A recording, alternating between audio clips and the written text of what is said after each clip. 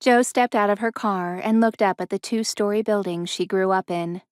Not much had changed in the past 20 years. Except for the change of color, everything looked the same. She made her way up the steps that led to the porch, drawing her luggage along.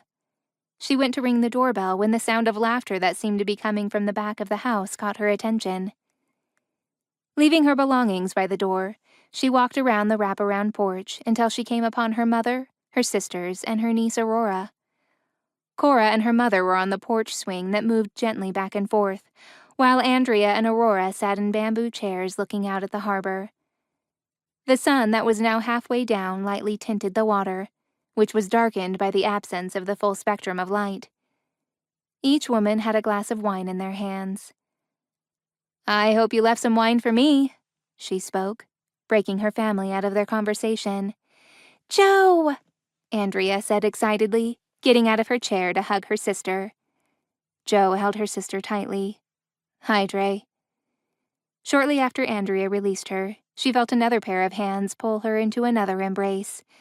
This time it was Cora. "I'm happy you're here, sweetie," she murmured against her ear, rubbing her back before releasing. The look of joy reflected in her sister's eyes told her that her words were sincere. The next person that hugged her was her niece. "It's good to see you, Aunt Jo," she expressed when they separated. "It's good to see you too, Rory," she returned, reaching out to sift a strand of the girl's ginger-colored hair through her index and middle finger. "How is that wonderful fiancé of yours?" she asked. At this, an even brighter smile graced the young woman's face as her emerald eyes glinted.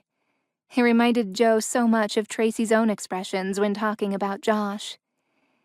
"James is great. He's still in San Francisco working on a big case," Rory explained. "That's wonderful," she replied, delighted.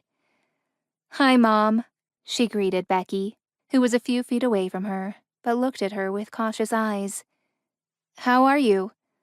"I'm okay, sweetie." Becky gave her daughter a small smile as she walked toward her.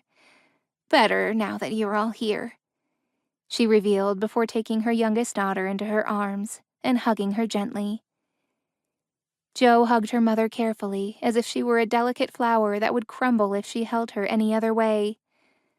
"I'm glad you're doing okay," she murmured against her mother's hair before pulling away.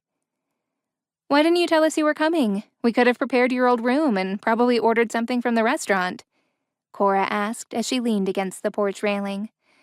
"That's fine. I'm still full from the last meal I ate," she assured her sister. "Besides, I wanted it to be a surprise," she finished. "Well, it worked," Andrea chimed in. "A pleasant surprise, though," she finished, bringing the glass to her lips and taking a sip of the dark liquid within. "I think I need one of those," Jo said, pointing to the glass in her sister's hand.